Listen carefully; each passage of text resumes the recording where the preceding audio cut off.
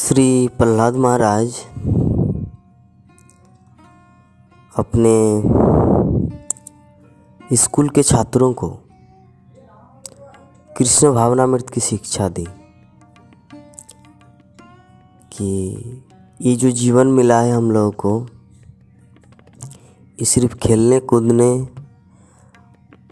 और तुच्छ आनंद की प्राप्ति के लिए, इंद्रिय सुखभोग के लिए नहीं मिला है, बल्कि जो जन्म जन्मांतरों से जिस चीज़ को प्राप्त नहीं किया गया उसको प्राप्त करने के लिए शरीर हम लोग को मिला है। जिसके लिए प्रहलाद महाराज बोलते हैं कौमार आचरित प्राज्ञ, कौमार अवस्था, युवावस्था, मतलब जीवन के प्रारंभिक काल में ही भगवत भक्ति का शिक्षा को अपने जीवन में उतारना चाहिए। क्योंकि जीवन के प्रारंभिक अवस्था में जो चीज़ हम लोग ग्रहण करते हैं, जो चीज़ उपयोग में लाते हैं, वही हमारी चेतना में बैठ जाता है।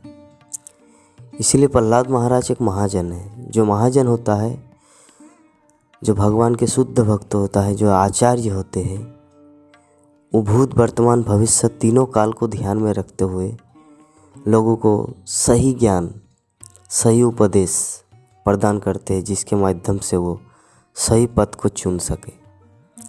इसीलिए ये जो हमारा द्वादश महाजन है, शंभु, नारद, शंभु, कपिलो, कुमार, मतलब शंभु मतलब ब्रह्मा जी, नारद कपिल मुनि, शंभु शिव जी, कुमार चार कुमार, वैयासिकी सुखदेव गोस्वामी, इस तरह करके टोटल कपिल मुनि, कपिल देव, टोटल 12 महाजन हैं। तो ये द्वादश महाजन कहा जाता है। तो 12 महाजन जो पथ को चुन गए कि हमारे लिए कि भगवान श्री कृष्ण को कैसे प्राप्त किया जाए, ये मनुष्य जीवन जो हम लोगों को मिला है इसको कैसे प्राप्त करेंगे। मनुष्य जीवन के माध्यम एक नौका स्वरूप है, इसके माध्यम से हम कैसे कृष्ण को प्राप्त करेंगे, इसके लिए चुन गए हैं महाजनगण, कैसे हम लोग को भक्ति करना है और कैसे उसे प्राप्त करेंगे। तो यही द्वादश महाजन, 12 महाजन, उनमें से एक ही प्रहलाद महाराज, जो अपने स्कूल के छात्रों को जब भी मौका मिलता था, एक्चुअली हिरण्यकशिपु के काल में हिरण्यकशिपु खुद अपने आप को भगवान मानते थे, जिसके कारण पूरे राज्य, पूरा देश, पूरा लोक समाज जानते थे कि हिरण्यकशिपु भगवान है और हमारा उद्देश्य है हिरण्यकशिपु की संतुष्टि करना। प्रहलाद ही एकमात्र ऐसा बालक था जो हिरण्यकशिपु को नकारते थे, क्योंकि वो जानते थे ना, क्योंकि भगवत भक्ति की शिक्षा उसे पहले ही मिला था नारद मुनि के माध्यम से। जब हिरण्यकशिपु तपस्या करने के लिए वन में चले गए, तब कया तो प्रहलाद की माँ नारद मुनि के आश्रम में थे। नारद मुनि के आश्रम में इसलिए थे क्योंकि कयातु तो घर में ही था, अपने राज्य में ही, अपने साम्राज्य में ही थे। जब हिरण्यकशिपु चले गए तो देवताओं, स्वर्ग के राजा इंद्र और बाकी सब देवता लोग सोचने लगे कि हिरण्यकशिपु, हिरण्याक्ष इतना बड़ा असुर है, सारे जगत को एकदम तहलका मचा दिए, और उन्हीं के हिरण्यकशिपु के पुत्र मतलब कयातु के गर्भ में एक बच्चा, एक संतान जन्म लेगा, तो वो कितना बड़ा दैत्य होगा, वो कितना बड़ा असुर होगा। इस चीज़ को ध्यान में रखते हुए देवता लोग आए और कयातु को उठा के बंदी बना के मतलब किडनैप, उसे ले जाने के लिए, ताकि वो जन्म नहीं होने देंगे। क्योंकि ये अगर जन्म होगा, अगर कयातु के गर्भ से अगर कोई जन्म लेंगे तो उससे भी बड़ा राक्षस होगा, असुर होगा। तो नारद मुनि तो जैसे भगवान अंतर्जामी है, उसी तरह भगवान के शुद्ध भक्त भी अंतर्जामी होता है। तो नारद मुनि त्रिभुवन, 14 भुवन, यहाँ तक कि वैकुंठ लोक, गोलोक, वृंदावन, द्वारका, मथुरा, अयोध्या, सुतल, अतल, तलातल, महातल, रसातल, पाताल, वो समस्त जगत, अखंड जगत को वो घूमने में समर्थ रखता है। यही है नारद मुनि की प्रियोरिटी, उनकी प्रेरोगेटिव क्षमताएं। तो नारद मुनि को पता चल गया कि ऐसा ऐसा हो रहा है। तो नारद मुनि वहाँ पर तुरंत प्रकट हुए और देवताओं को बोले कि आप लोग ये क्या कर रहे हैं। तो देवताओं ने उत्तर दिया कि जब हिरण्यकशिपु जैसे राक्षस सारे जगत को तहलका किया तो उनके गर्भ में जो ये जो बालक जन्म लेंगे, ये कितना बड़ा दैत्य होगा, दानव होगा।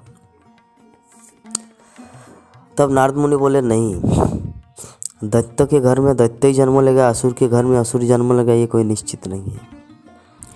भगवान विष्णु की अचिंत शक्ति है, भगवान कृष्ण की अचिंत लीलाएं हैं। वो किसी भी परिस्थिति में दिन को रात करने में समर्थ है, रात को दिन करने में समर्थ है। इसीलिए उनके ऊपर छोड़ दो। कयातु के गर्भ में ये कोई साधारण बालक नहीं, एक महान भगवत भक्त जन्म लेंगे जो सारे जगत में कृष्ण भक्ति की शिक्षा देंगे। प्रतिकूल परिस्थिति में, अनुकूल परिस्थिति में हम सब ज्ञान की बातें करते हैं, भक्ति की शिक्षा देते हैं, लेकिन प्रहलाद एक इस तरह का बालक होगा जो प्रतिकूल परिस्थिति में रहकर भी कृष्ण भक्ति की शिक्षा देने में समर्थ होंगे। इतना पावरफुल, इतना शक्तिशाली भक्त होगा ये। रूप गोस्वामी बोलते हैं कि रूप गोस्वामी बोलते हैं कि जो अनुकूल हो उसे ग्रहण करना, प्रतिकूल को छोड़ देना है। और ये प्रहलाद महाराज भी यही शिक्षा देंगे। मतलब विषय वस्तु यही कि कभी कभी हम लोग देखते हैं कि कभी जब हम लोग प्रचार में जाते हैं तो प्रतिकूल परिस्थिति में नहीं जाते। प्रतिकूल परिस्थिति में जाने से हम लोग को बहुत कुछ नुकसान होता है। लेकिन प्रहलाद महाराज एक इस तरह का भगवत भक्त था जो प्रतिकूल परिस्थिति में भी भगवान की भक्ति करने में समर्थ है। तो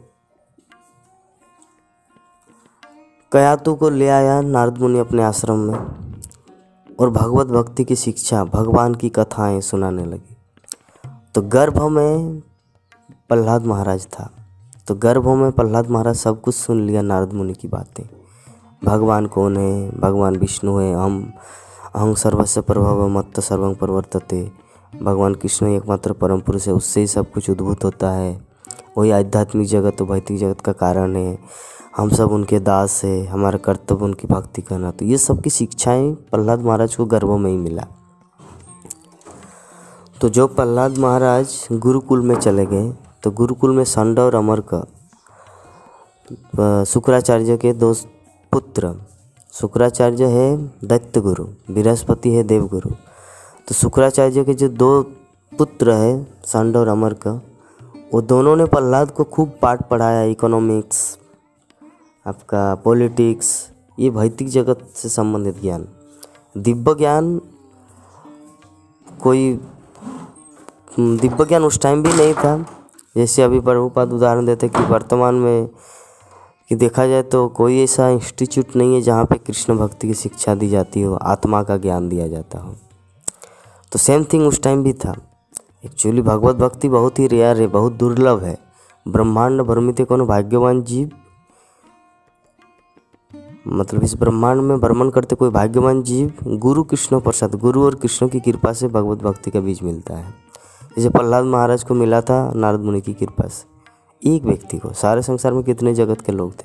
तो वही प्रहलाद महाराज जब षंड और अमर का शिक्षा देते थे स्कूल में, तो जैसे टिफिन होता था, ब्रेकफास्ट या लंच, ब्रेकफास्ट तो करके जाते थे, लंच होता था, तो सभी टीचर लोग भी अपने अपने कमरे में, अपने अपने आश्रम, अपने अपने कुटिया में चले जाते थे और बच्चे लोग खेलने में लगते। बच्चे का काम है शरारती।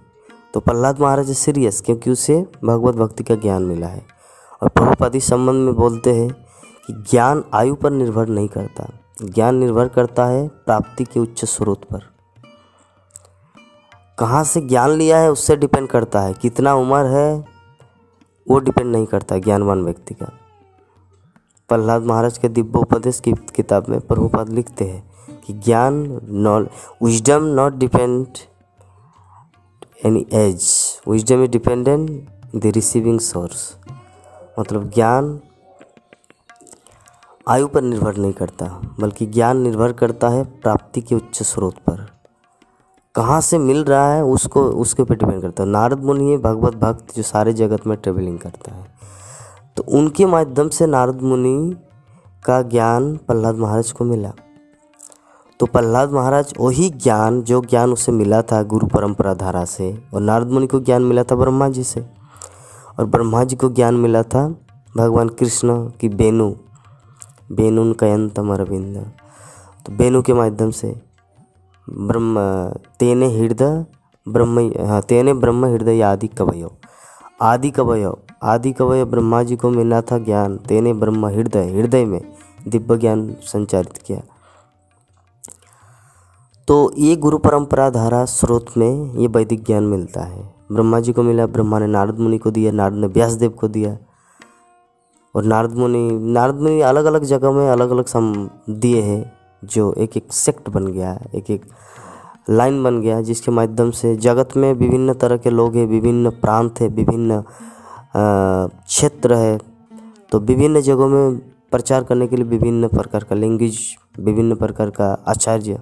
कहने का मतलब सबका अल्टीमेटली एक ही उद्देश्य, कृष्ण प्राप्ति और उसी पथ में चलना। जैसे इसका उदाहरण तौर में क्या दिया, जैसे इस्कॉन में विभिन्न प्रकार की 98 लैंग्वेज में भगवत गीता छपता है। चाइनीज, जापानीज, रूस, Malaysian, Thailand, American, Gujarati, Swedish, Hindi, Bengali, Oriya, English, सब भाषा में। तो मूल उद्देश्य यही है। प्रभुपाद बोलते सरेंडर टू कृष्ण के प्रति शरणागति। सभी गीताओं में एक ही लिखा है, ट्रांसलेट बस में। उसी प्रकार नारद मुनि व्यासदेव को भी ज्ञान दिए, नारद मुनि प्रहलाद महाराज को भी दिए। खैर प्रहलाद महाराज को नहीं, अपने मतलब प्रहलाद की माँ कयातु को। लेकिन दिव्य ज्ञान ऐसा विषय वस्तु है, जैसे बोला जाता ना, वो आयु पर डिपेंड नहीं करता।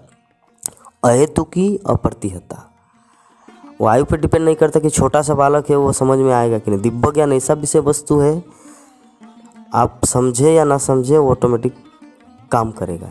जैसे प्रभुपाद उदाहरण देते, आग जो होता है, एक बच्चा भी छुएंगे तो जलाएंगे, एक बूढ़ा व्यक्ति छुएंगे भी तो जलाएंगे, युवक छुएंगे, जो जानने वाला व्यक्ति है कि आग जलाते हैं, वो भी छुएंगे तो जलाएगा, क्योंकि उसका काम ही है जलाना। तो उसी तरह ये जो भगवत भक्ति का ज्ञान है, दिव्य ज्ञान है, कृष्ण संबंधी जो ज्ञान है, ये आयु पे डिपेंड नहीं करता। किसी भी स्तर में किसी भी तरह के लोगों को ये दिव्य ज्ञान, एक कृष्ण भक्ति का ज्ञान, कृष्ण संबंधी ज्ञान सुनने को सब अवसर देना चाहिए। तो ही प्रहलाद महाराज अपने टीचर लोग जैसे सिखाते थे वो तो सीख लेते थे, उसको अपने माइंड में नहीं घुसाते। लेकिन अपना जो दिव्य ज्ञान है, जो वास्तविक जीवों का, जो मनुष्य जीवन किस लिए मिला है और क्या करना चाहिए, इस संबंध में जो ज्ञान है वो अपने मित्र बालकों को देते थे, असुर बालकों को डायरेक्ट संबोधित के, हे असुर बालकों, ये जीवन सिर्फ कुत्ता बिल्ली की तरह खाने और सोने के लिए नहीं मिला है, एवं ऐसे खेल कूद करके अपने जीवन को नष्ट करने के लिए नहीं मिला है, बल्कि उस चीज़ को प्राप्त करने के लिए मिला है जो हम लोग जन्म जन्मांतर जिसकी खोज कर रहे हैं। वो है हमारे जो असली स्वरूप, जीवेर स्वरूप है कृष्ण नित्यदास। हमारे जो ओरिजिनल कॉन्स्टिट्यूशनल पोजीशन, वास्तविक स्वरूप कृष्ण का दास, और कृष्ण का दास बनना ही हमारे जीवन का लक्ष्य है। और दास समझ के किसी को ये भ्रम में नहीं पड़ना चाहिए कि दास का मतलब भगवान अपने आप को मालिक समझेंगे और आप अपने आप को एक नौकर। दास एक बहुत बड़ी उपाधि है। नंद जसोदा कृष्ण के दास है एक दृष्टिकोण से, लेकिन कृष्ण नंद और जसोदा के दास है ये दूसरी दृष्टिकोण से। ये वात्सल्य में प्रेम। तो इस तरह का दास जो भगवान जिसके दास बन जाते हैं, तो ऐसा दास मतलब आध्यात्मिक जगत उल्टा है। यहाँ पे जिसे हम लोग दास बोलते हैं तो वहाँ पे वो मालिक बन जाता है। कहने का मतलब ये है कि एकमात्र अकेला ईश्वर कृष्ण आर सब भिड़ता है, एकमात्र कृष्ण ईश्वर है आज सभी और सभी दास है। लेकिन अल्टीमेटली कृष्ण जो बड़ा, जो जितना बड़ा होता है वो उतना छोटा भी होना जानते हैं। जैसे जिस फल में वृक्ष ज़्यादा होता है, जिस वृक्ष में ज़्यादा फल होता है वो वृक्ष झुक जाता है। सिमिलरली उसी प्रकार कि कृष्ण भी सारे जगत के पालयता, रचयिता, भोक्तारम यज्ञ तपसांग सर्वलोको महेश्वरम है, फिर भी अपने भक्तों की संतुष्टि के लिए, अपने भक्तों को आनंद प्रदान करने के लिए अपने आप को विनम्रता प्रदर्शित करने के लिए, अपने आप को छोटा।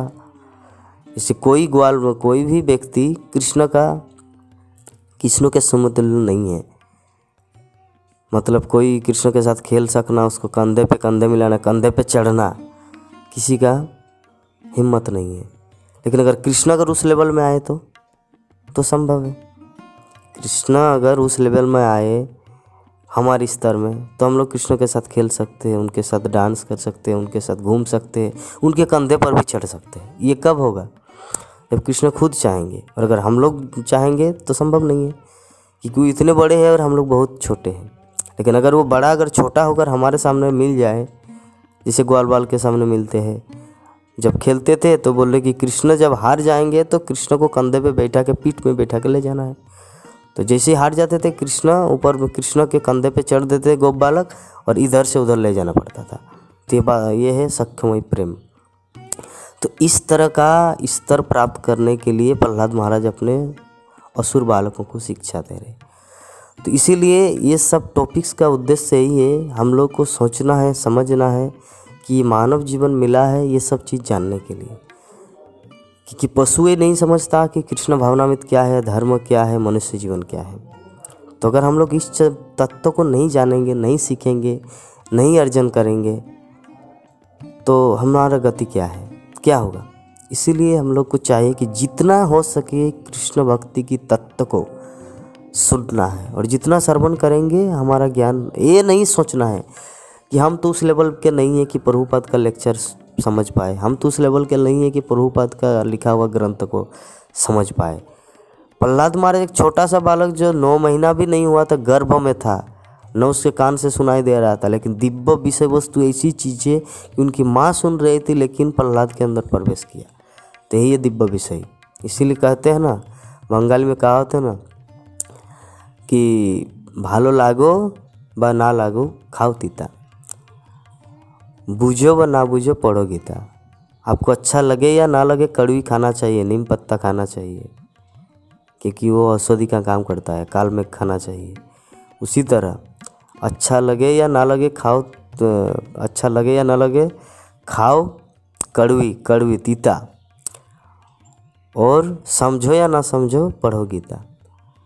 आप समझ पा रहे या नहीं पा रहे उससे डिपेंड नहीं करता, बस गीता को पढ़ते जाओ, भगवत भक्ति की शिक्षाओं को पढ़ते जाओ। तो ये आज का विषय वस्तु। ठीक है, हरे कृष्णा।